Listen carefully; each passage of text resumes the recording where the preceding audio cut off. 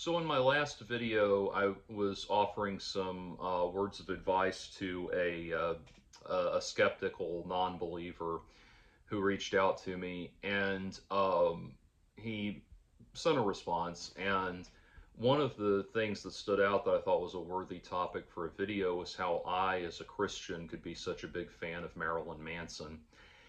And uh, so First, first and foremost, sorry, I have to remind myself to do a call to action or I won't do it at all. If you want to help me grow the channel, it's patreon.com/JordanOwen42.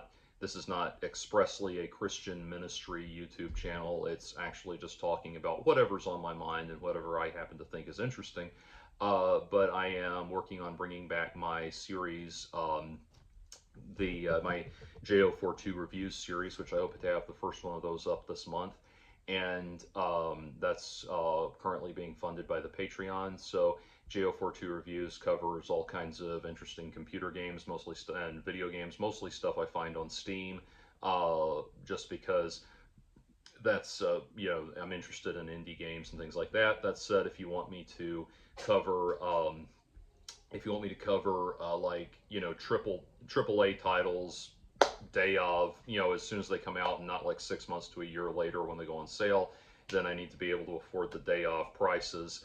So, let's get those numbers up if you'd like to see that. I also do some album reviews, book reviews, movie reviews in there too, but mainly gaming reviews.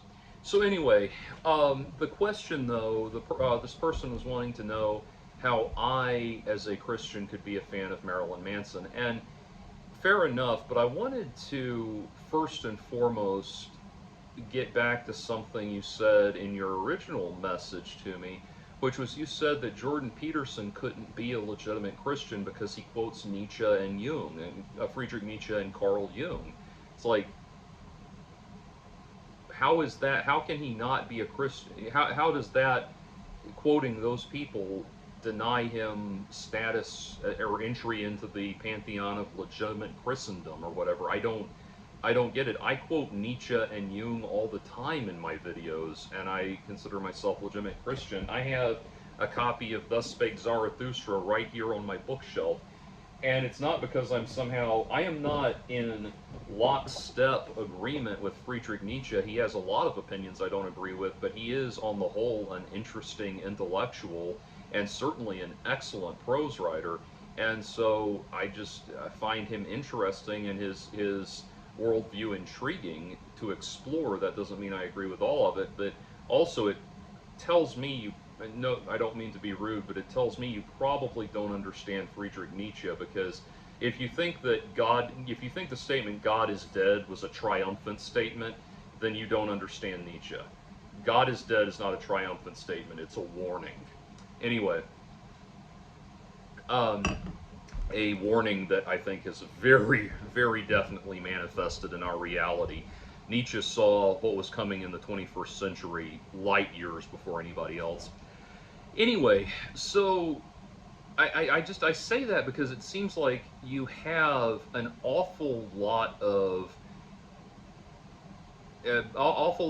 blinders on, or a lot of, I guess, baggage as far as what it is you think Christians are and are not allowed to do. I mean, the unifying beliefs of Christianity are expressed in the Nicene Creed. We believe in one God, Father, the Almighty, creator of heaven and earth, of all that is seen and unseen, begotten, not made, of one being with the Father. Through him all things are worshipped and glorified, etc., etc. All of that.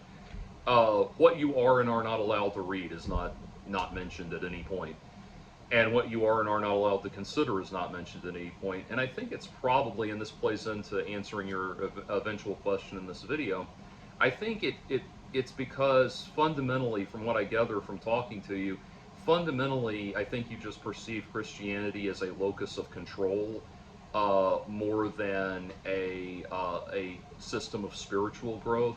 And if that's how you're looking at it, then yeah, you're going every time you see a Christian that's into something that's not approved by, the holy roller evangelical assholes that make the most noise about from within Christianity about what Christians are and are not allowed to do, then yeah, you're going to have a problem with it, or you're going to have some confusion there. Anyway, getting around to getting around to the issue of Marilyn Manson, let's talk about first, before we get to him specifically, let's talk about how I, as a Christian, can be a metal musician that has no problem with all of the, so satanic imagery and everything associated with metal and all that. And there's a couple of dimensions to that. The first thing is that something C.S. Lewis points out in the Screw Tape Letters, that there is this pop culture concept of a devil that is a guy with red horns and a pitchfork and red pajamas and a tail. That mental image, the folk devil that we all have in mind, and that in the Screw Tape Letters, Screw Tape is actually telling Wormwood to push that image on the patient, the man he's trying to tempt into perdition, push that mental image of the devil onto him, because make him think that that is what he is fighting in opposition towards. Because if you get him thinking that that's what he's, now that the man is a Christian, if you get him thinking that this is his enemy, this folk devil that's obviously just a cartoon joke, if you get him thinking that that's what he's fighting against, then he won't take the real spiritual fight seriously. And that's a very important distinction. All of this costume, cartoon devilry that is associated with heavy metal and everything, and I'm including some of my favorite artists like Ghost and King Diamond and a whole bunch of others in that. Um, but all of that is not derived really from Christianity so much as that pop culture folk devil phenomenon that persists through popular culture, and it's something that the more antagonistic and militaristic strains of Christianity uh, created throughout the expansion in the Middle Ages and everything, when Christianity was spread at the point of a sword, unfortunately. But as they expanded into the Celtic and Druidic regions and that sort of thing, they started demonizing all of the um, pagan earth religions and everything. And this is where all of the imagery of all of the imagery of the devil as a horned goat, a goat satyr, pan derived entity with goat hooves and horns and all of that. That's where all of that factors in. It's political propaganda, and I have absolutely no problem with people throwing that back in people's faces, because and using that for their own mocking purposes and everything, because as far as I'm concerned, that was never how Christianity was supposed to be spread in the first place. I understand that those people are reacting to having been hurt, and also historical hurt that never should have occurred. And I can be opposed to that and pro-Christian the same way that I can be pro-American and opposed to the American slave trade. It was a bug, not it was a bug in the system of Christianity, not a feature. So there's that aspect of it, and just realizing that when people are responding to things like that, what they are responding to is what they are responding to, irrespective of what they believe they're investing in it spiritually and that kind of thing. What they are responding to is actually just times when the church has been used as a locus of control and a system of authority. It's no different from saying that Julius Caesar is not your God. That doesn't make you any less of a spiritual person. Julius Caesar was never a god, and he was never speaking on behalf of God. He was just they just had the Romans set up a imperial system where the emperor was treated at was people were forced to worship the emperor as their god. And so that's the category all of that stuff falls into. And certainly, you notice that the lion's share of that kind of stuff originates, that, and when I say that stuff, I mean that blasphemous anti church authoritarianism strain of Christianity proceeds most predominantly from northern and western European areas and out into the Celtic islands and that kind of thing, because that was where they got crapped on by armies and governments that were expanding outwards under the banner of Christianity. So I totally get that. I get why they're angry.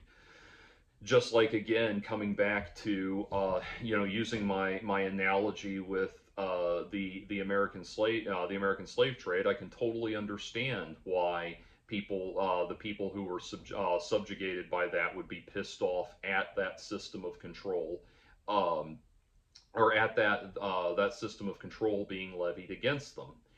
And so that doesn't mean that there's not a positive use or a positive application of Christianity, just like there is absolutely a positive application of the U.S. Constitution and the freedoms that it affords and all of that. So it's the same thing. It is. I don't see that as something that I don't. In the case of the indigenous peoples who were subjugated and mistreated by armies expanding under the banner of Christendom, uh, just like uh, just like that, as a Christian, I say, well, we owe you an apology for that. As an American, we owe an apology. I do believe it's been levied, or in this case, it has been levied. It has been extended, but America owes an apology to the people that were subjugated in the U.S. slave trade. The same thing. Just because you were mistreated or just because you were mistreated in the name of something, doesn't mean that something has to be abandoned. It can be that something can be reappropriated and reapproached in a positive light and used, in fact, to elevate.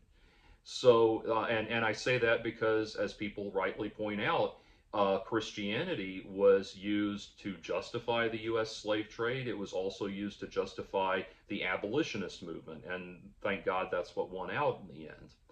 So that's kind of the political aspect of it. When and that's why, like, I love a band like Akerkoke.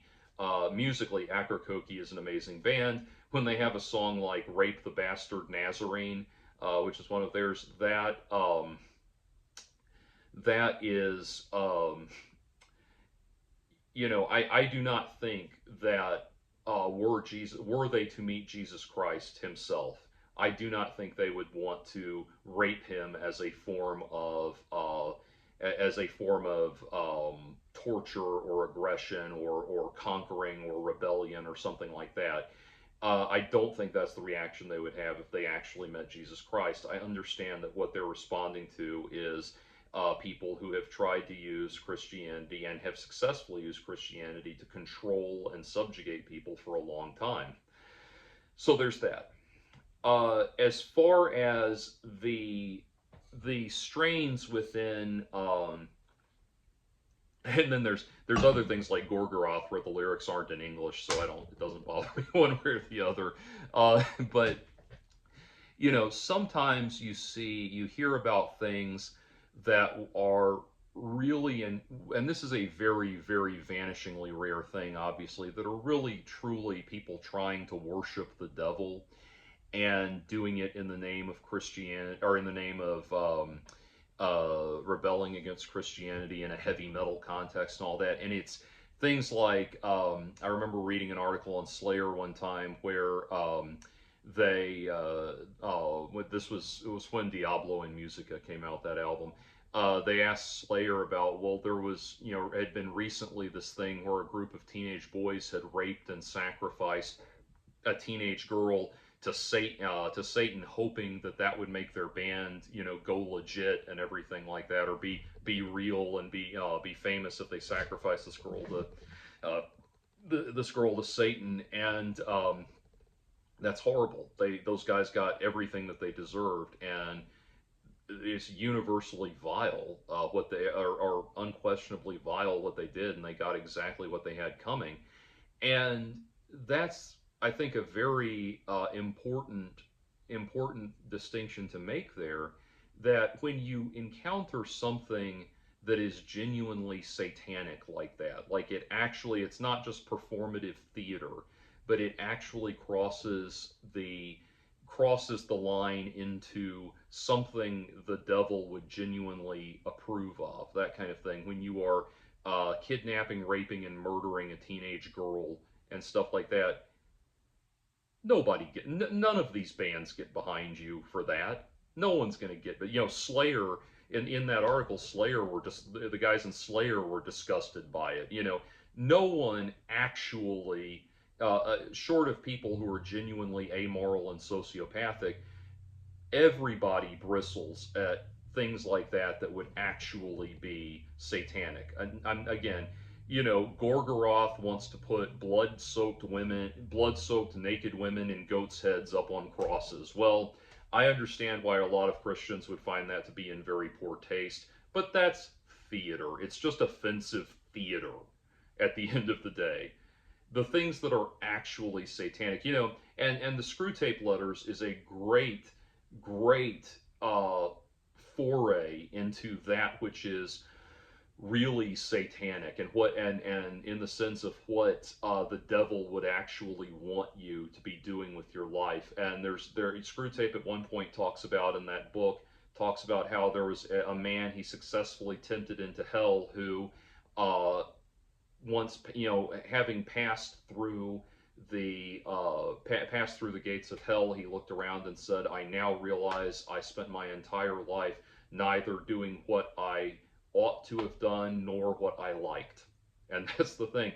What the devil wants is for you to live an empty, unfulfilling life, devoid of meaning and hope and prosperity and happiness and joy genuinely arising from your soul. That's what the devil wants. And as C.S. Lewis articulates in the Screw Tape Letters, if you can get people flagellating and hurting themselves in the name of Christianity, if you can get them living in pain and suffering and misery in the name of Christianity, that's exactly what the devil wants.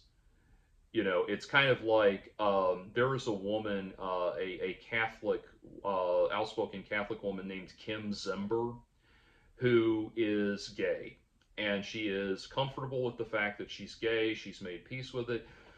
But she is entirely of the opinion that this is a yoke that God has given her, and she needs to, carry this yoke every day. And she goes to Mass every single day of the week. And she is it is very clear when you listen to her talk that this woman is absolutely suffering in loneliness and misery and emptiness in the name of God.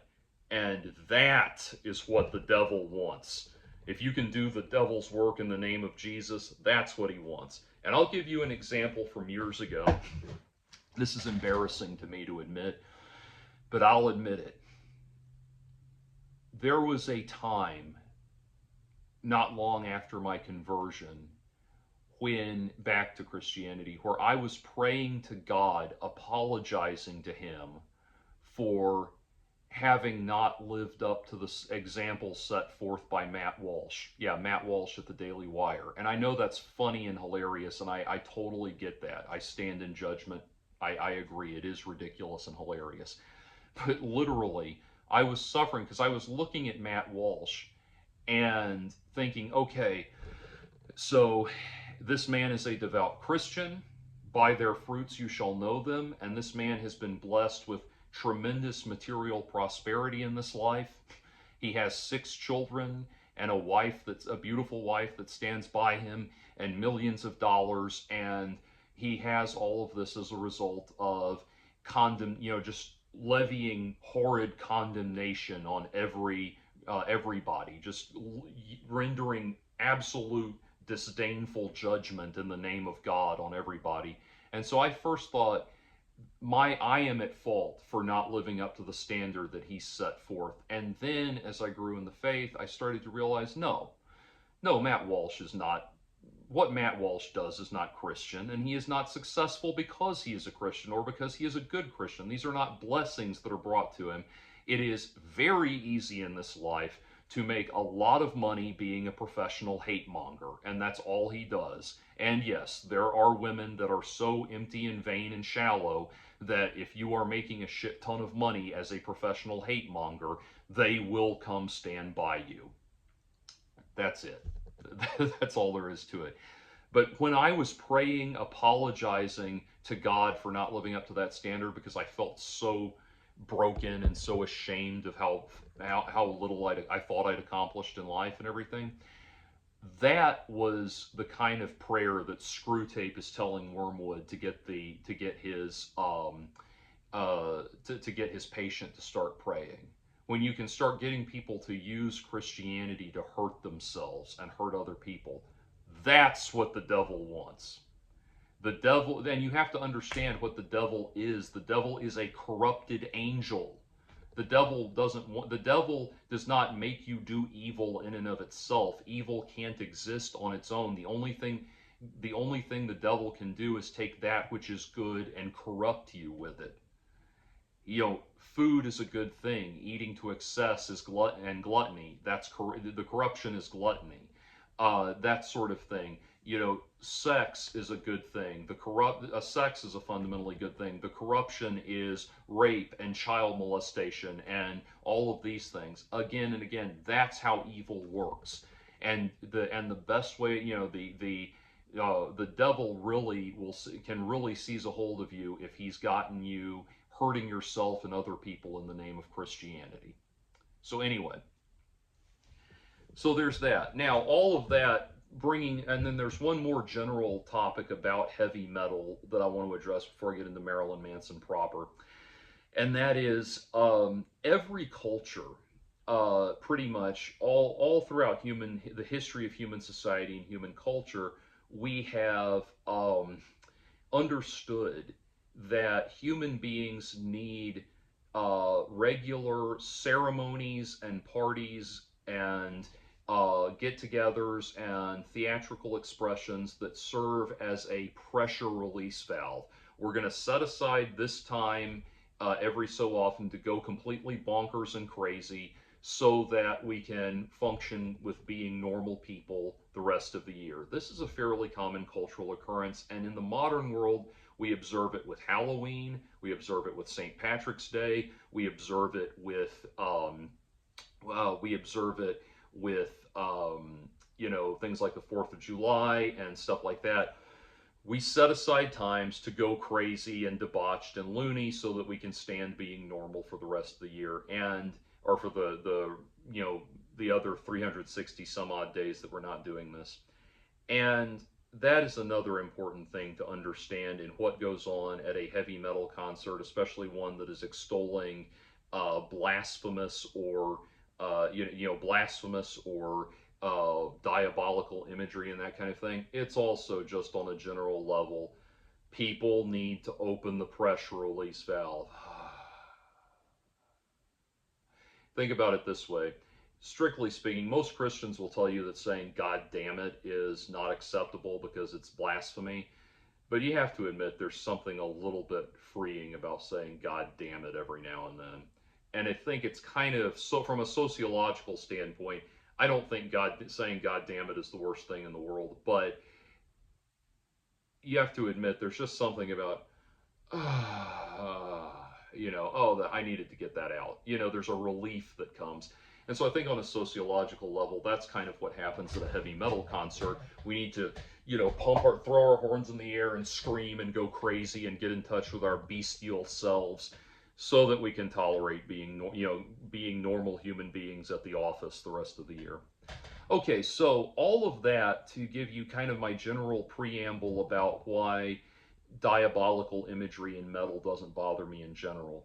But then speaking specifically to Marilyn Manson, drawing on that foundation first of understanding where that anger is coming from. In one of his songs, Manson quotes Aleister Crowley saying, "I never really hated the one true God, but the God of the people I hated." And that, I think, is a very important statement, a mission statement, in fact, of where Manson is coming from. When he came out uh, meaning became popular. I first became aware of him when Antichrist Superstar exploded. You know, Sweet Dreams had already been a hit at that point, but I was living in Mississippi at the time, and the internet was in its infancy, so it takes a minute for popular culture to filter down to me. You know, Korn was 3 albums in before we knew what they were, who they were, and that kind of thing. But anyway, so Antichrist Superstar kicks off, and initially I was, I was being I for about, probably a month or two, I was just very anti Marilyn Manson because I was not because for no other reason than that I had imbibed too much of the holy roller Christianity that I was surrounded by, and I had friends that were sitting around talking about, well, uh, what are we going to do? How are we going to be prepared when the rapture comes? I mean, I had a friend whose mom had a car that the bumper sticker on the car said, "In the event of rapture, this car will be unmanned." That kind of thing. Like it was just rapture. Rapture is any minute. Like it's like the rapture is someone's going to drop this scrunchie at any minute, and boom, that starts the rapture. Like it was going to just it's going to kick off at any second, any minute now. And that was 24 hours a day, all day long, how people were genuinely seeing the world. That it was just perpetually, any moment, the rapture could hit. And on the occasions when I went to their churches, I found out very quickly why they were, why they saw the world that way. Now, when I moved to Mississippi, my parents and I know I should do a whole video on my evolution with Episcopal Christianity, but I had grown up. The earliest church I can remember going to was here in the Roswell area, and it was Northside Drive Baptist, which is a very liberal Baptist church. And if you look on their website now, they are a very liberal and inclusive group. So please don't think that the experience I'm about to describe from over 30 years ago has anything to do with what the church is like now.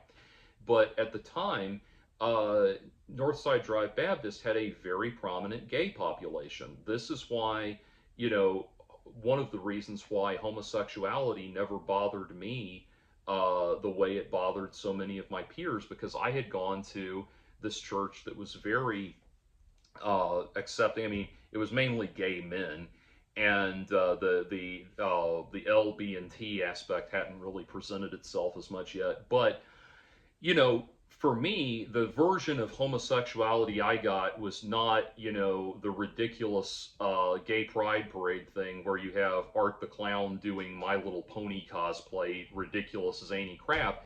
It was literally just, this is Mr. So-and-so, and this is his friend, and that's as far as it goes. And when you're a kid, that's all off in the adult world anyway. You're not really thinking about it. And so it was never a big deal. And then all of a sudden, we left the church. And we left that church, and it was my parents explained it loosely as there had been some changes, some administrative changes in the church that they didn't like. And we started going to Episcopal churches, different churches. We went to a Presbyterian church for a while. We settled on the Episcopal church and went to St. Luke's Episcopal here in Atlanta for a while, which was a good church, really good church. And then we ended up going, we moved to Mississippi, and we went to St. Peter's Episcopal in Oxford, Mississippi. And St. Peter's was a great church. It was very inclusive, very, and this is the one I was talking about in that previous video where the priest told me there was no actual Adam and Eve, and that sort of thing.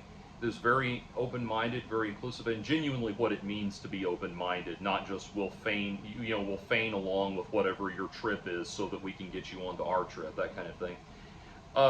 It was very inclusive and very supportive, and and a wonderfully welcoming place. But literally, like, it was, the atmosphere we were in was so militaristic and so consumed with this bullying from these other churches, from the Baptist churches especially, that literally at youth group we had to sit down one day, and the counselors had a conversation with what to do if a Baptist tells you you're going to hell.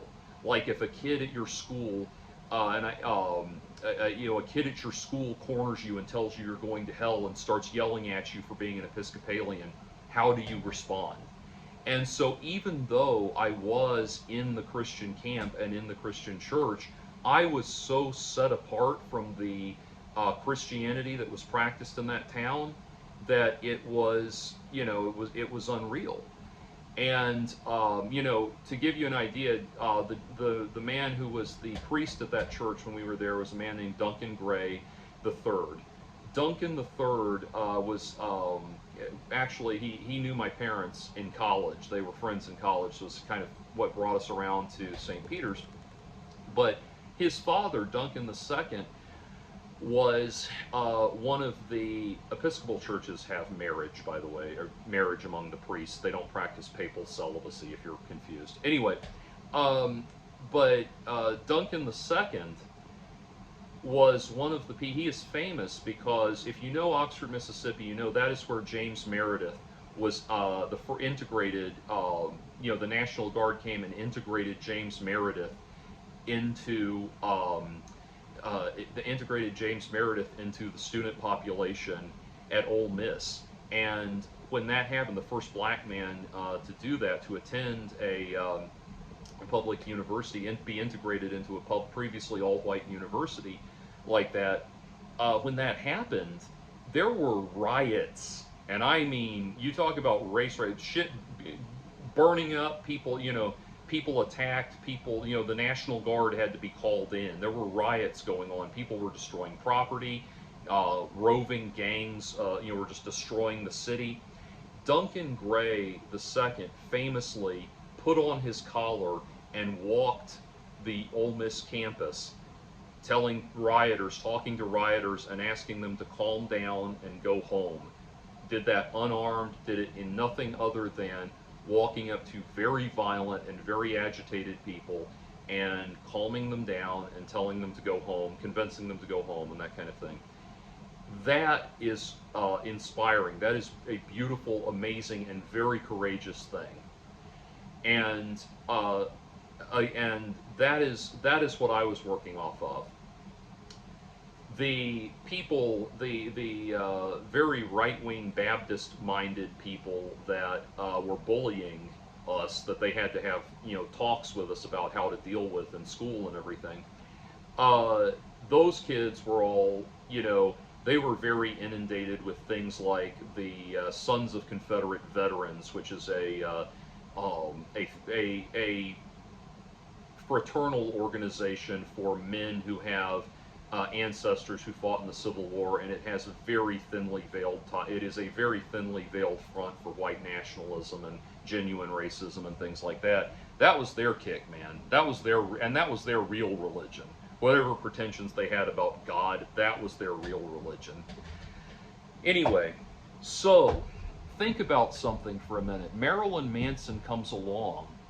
And I actually listened to him, started actually listening to his music, first from just a musical standpoint, because I thought musically it was phenomenal and brilliant, and Antichrist Superstar musically was so unlike anything else at the time. I mean, it's considered kind of a close cousin stylistically to Nine Inch Nails' Downward Spiral, and it earned a lot of comparisons to the Downward Spiral, but man, it is so its own thing, and it is just a phenomenally brilliant concept album, and again, just unlike anything else. It is musically its own world, and so it was just so captivating at that level that I got fascinated with it. But I actually started listening to what he was saying, and I realized very quickly the Christianity he's railing against is exactly what I've been railing against in this video. That, the thing that's confusing to most people is I think a lot of Christians, you think about, it's kind of like, we talk about things like the God's Not Dead movies, where it's like, wow, there really are Christians that see themselves this way as like a minority being persecuted by a secular majority or something like that. And that's because, again, they can't understand that just because you're not allowed to lead the class in a Christian prayer to the Christian God doesn't mean that your rights have been trampled on. You know, that kind of thing. In a public school does not mean that your rights have been trampled on. That sort of thing. So they, that is when when people like that look at someone like Marilyn Manson, they don't understand it because, or the message is lost on them because they are the people he's rebelling against, and they don't understand why he's the people they're rebelling against. You listen to the actual lyrics of um, a song like the irresponsible hate anthem. I am so all American, sell you suicide. I am totalitarian. I have abortions in my eyes. I hate the hater. I rape the raper. I wasn't born with enough middle fingers. I am the animal that will, or no, I am the animal that will not be enslaved. Fuck it, fuck it, fuck it.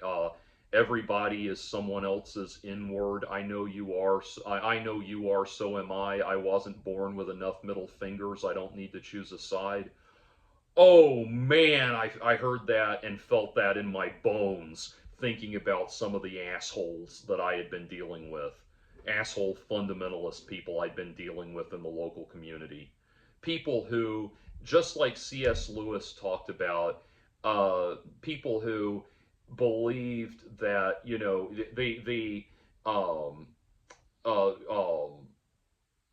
C.S. Lewis has a great quote of all of the evils an evil practiced sincerely for the good of the victim may be the most, I think he says, the most potent.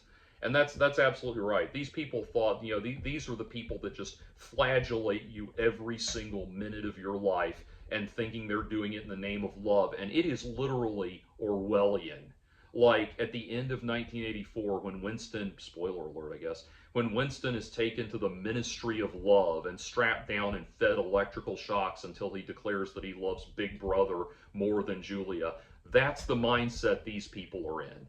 Their concept of God is Big Brother. And I felt that in my bones. Okay, the lyrics to The Beautiful People.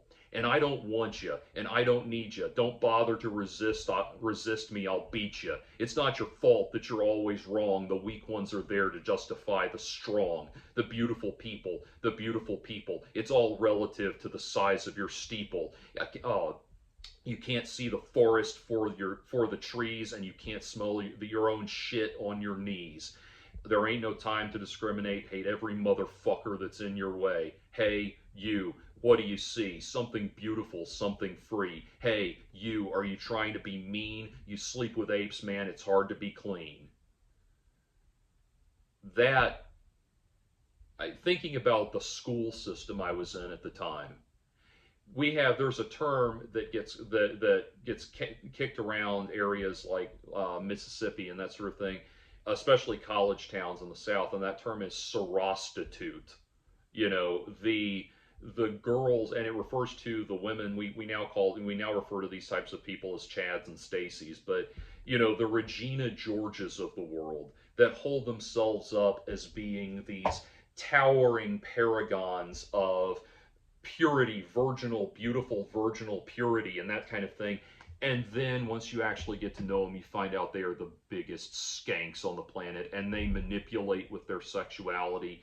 And they found out very early that they can get what they want for being cute and that kind of just for their looks, that kind of thing. And they live the most plastic, superficial, again, Mean Girls, just like in Mean Girls, they live the most plastic, superficial life you can possibly imagine. And when you are someone that is trying to be authentic, like you're trying to be your real self, this is me. You love it or like it or hate it, whatever it is, this is who I am. I'm not putting on any artifice. And these people think they're better than me because they're the fakest fucking people in the world. Yes, that message spoke to me. You're goddamn right that message spoke to me, even as a Christian. And on again it goes. These, on and on and on. These messages resonated with me because I knew what he was responding to. I knew what he was angry about. I knew why he was pissed off. I was pissed off about that too. And I was hurting just as much as he was. And I understood where his pain was coming from. And so to talk about Marilyn Manson specifically, what he is rebelling against and what has hurt him was what I was rebelling against and what hurt me too. And it put voice to what made sense to what was hurting me. It was very clear to me this was not just some, we had by the time Marilyn Manson came along, we'd had 30 some almost 30 years or 20 to 30 years of one metal band after another that's like woohoo Satan da da da da da. And at that point, was anyone really offended by Angus Young running out and doing this on stage or anything like that? No, no, and nobody was really offended. There was no depth of offense to that, or even to something like the Strange World of Arthur Brown and things like that. Alice Cooper, nobody was upset or offended by anymore. What was getting to people about Marilyn Manson was that he was making them think. And there's an old saying: if you make people think that they're thinking, they'll love you. If you make them actually think, they'll hate you. And that was the thing. As I listened to his lyrics, I understood where he was coming from and why he was coming from that place. Moving on through just Antichrist Superstar, the tourniquet. She's made of hair and bone and little teeth and things I cannot speak. She comes out like a crippled plaything. Her spine is just a string. I stay here wrapped in all the spoil. The and Suicide like spider legs and all that. I never wanted it to ever spoil, but flies will lay their eggs. Just and take your hatred out on me, make your victim my head. You never ever believed in me. I am your tourniquet. Just the feeling of an abused person feeling like feeling like it's your responsibility to be somebody else's punching bag. How many times I got bullied in school and the teacher would stand there and to my face tell me, well, this person's bullying me, this person's mistreating me, and they say, oh, well, you have to understand, his parents are going through a divorce, or, oh, you have to understand, his dad has a drinking problem. All the shit like, I don't give a shit what your problem is. My parents had their problems too. I'm not going to go into it, obviously, but my parents had their shortcomings, and I had family issues I had to deal with. I didn't go around bullying people because of it.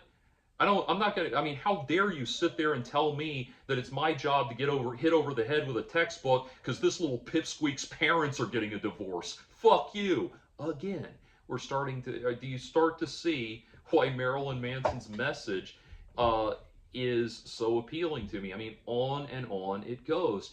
And then also, it became apparent to me as I listened to him that he was very conscious of how people worship worship controversial and significant cultural icons, and that's endemic to his message. Marilyn and Manson, the idea that Marilyn Monroe and Charles Manson, these were both objects of cultural worship within within America, within the United States.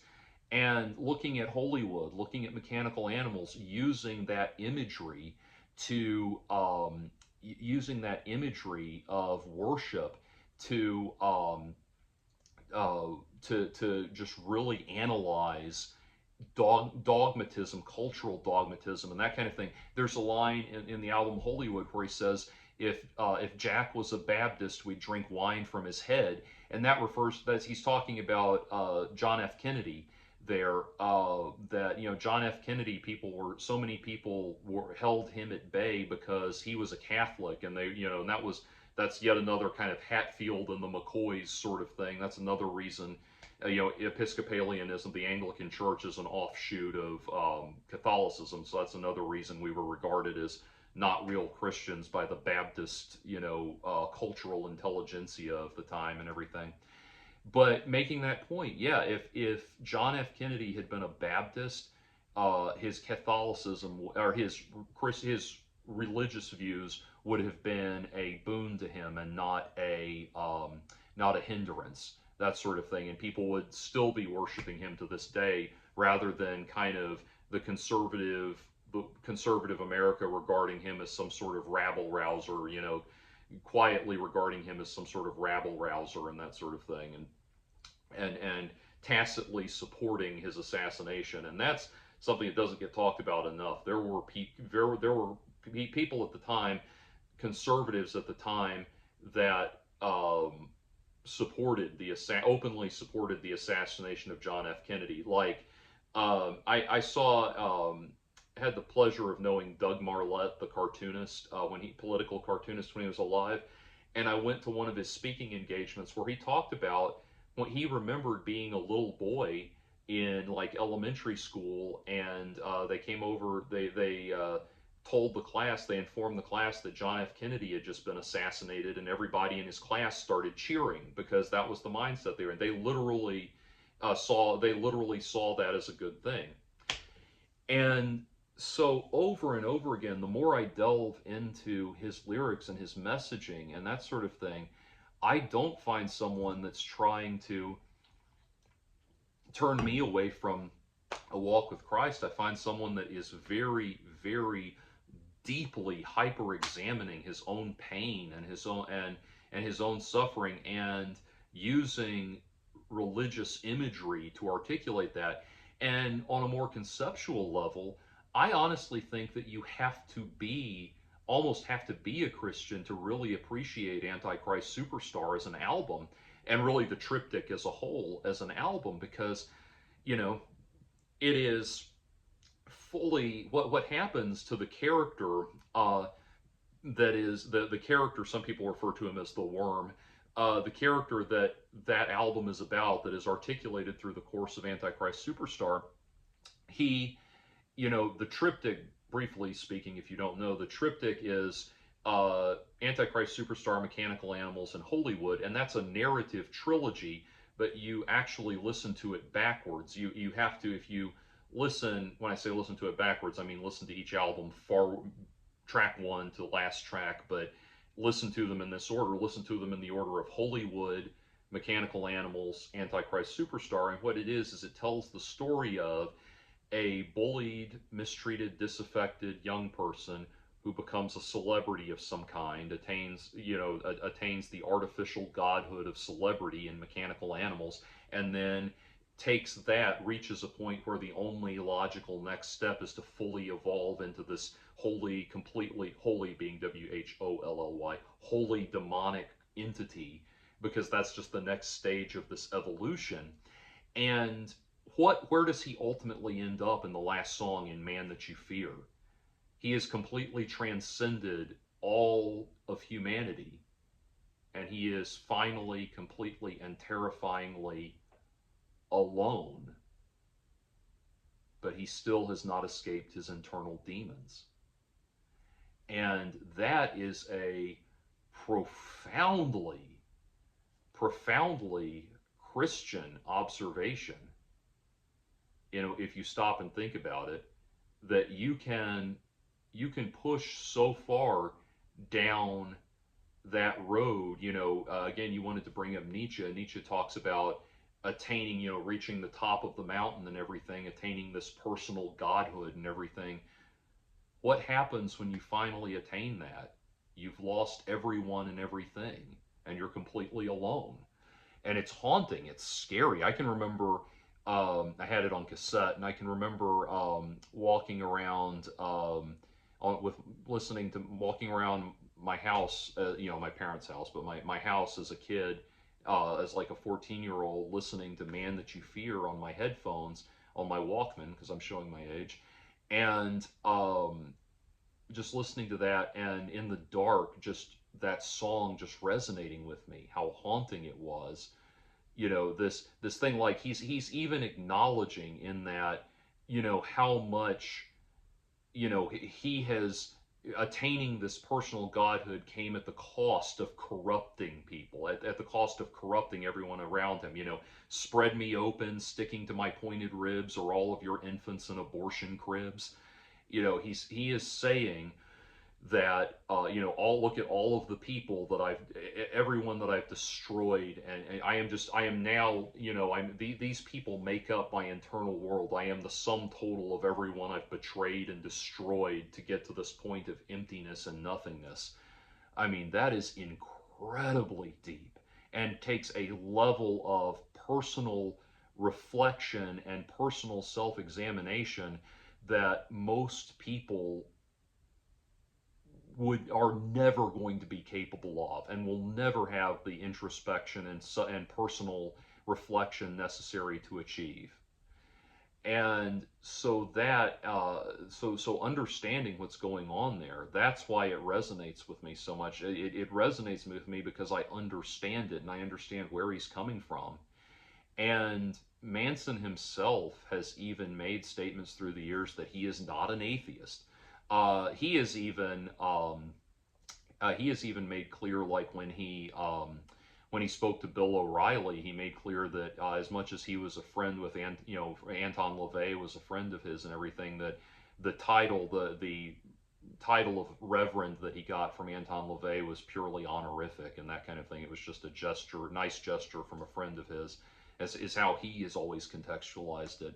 And again, I feel like if he was really trying to evangelize Satanism, I don't think, well, actually, I shouldn't say that, because, the greatest trick the devil ever pulled was convincing the world he didn't exist. So that's maybe not, as counterintuitive as it may sound, that's actually not a good argument. But the point being that even if he is all of that, he has articulated, though, that he does have a belief in God, and he does have a concept of a higher power, and it's very heterodox to what most people's concept of God and of worship would be, but that his spirituality comes through in art and music and creativity and expression, and I totally understand that. And that goes back, even though he would not make this direct comparison, that goes back to what C.S. Lewis talks about being surprised by joy.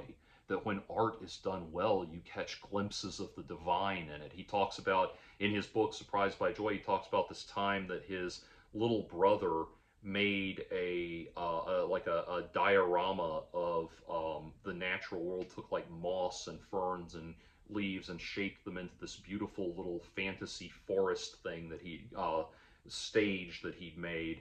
And C.S. Lewis said he was just so, when they were little, his brother Warney did that, and they were just he was so captivated by this beautiful act of creativity that it was like seeing a flash of the divine. And so in that concept, talking about how Marilyn Manson has expressed his spirituality, I think that is a legitimate way of expressing your spirituality.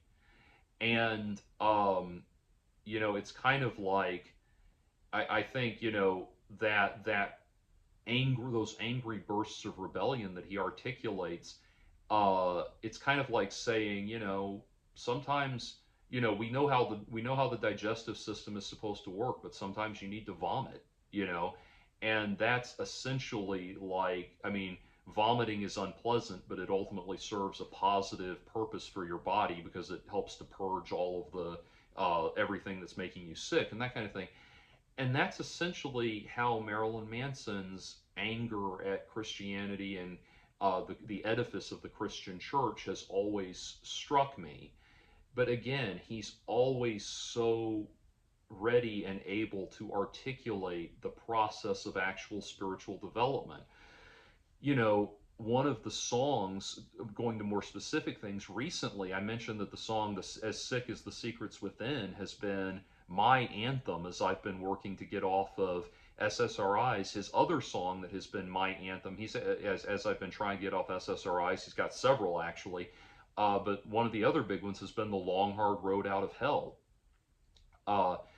And I mean, the lyrics to that: I want to fly into your sun, take pills to make me numb, live like a teenage Christ, I'm a sinner, got a date with suicide. Yeah, that absolutely articulates the place I was in as a young person when I went on SSRIs. And I feel that, and now they in the chorus when he says, "Whoever said forever has never hurt like this," or no, or I think he's saying they never said forever would ever hurt like this, but the meaning remains roughly the same. The point being that, like, I put myself in this place not knowing how much pain and suffering I would put myself in, and now I need to get out of it. And it's and that's been my SSRI journey. It has been a long, hard road out of hell. And I have had, I only get on camera when I'm somewhat presentable, obviously, but even in my SSRI tapering journal, I've put up things where I'm recovering from massive meltdowns and stuff like that, SSRI withdrawal, serotonin meltdowns, and things like that. And that the chorus of that song takes what I'm feeling in those moments and puts it to music. The outro chorus, "Sell my soul for anything, anything but this." Like, seriously, oh my God, that's how I felt when I've been trying to get off SSRIs sometimes. Like, this feeling of, like, I will pay any price, just make this stop. I mean, I feel it in my bones exactly there. And, um, you know, I don't, again, that's the thing where you need to stop and consider. You keep telling me that you really are an open minded person and everything, and I'm sure you do see yourself that way. But you need to stop and realize that you have these very, very real preconceived notions about how you think everybody ought to behave.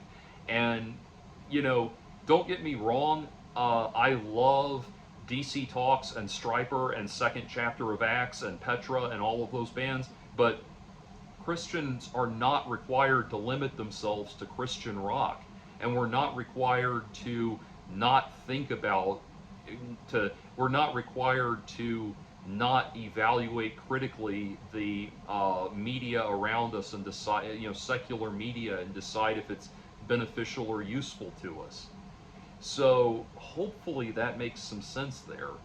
And you said you also take a lot of inspiration from Marilyn Manson. Well, there you go. So hopefully that makes some sense to you.